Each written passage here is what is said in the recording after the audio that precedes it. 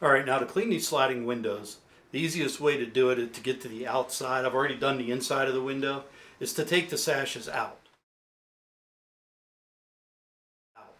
And by doing that, you just unlock the window, slide the inner sash over, lift up on the window, and pull it right out to you. And then you can just spin it around and clean the other side, the outside.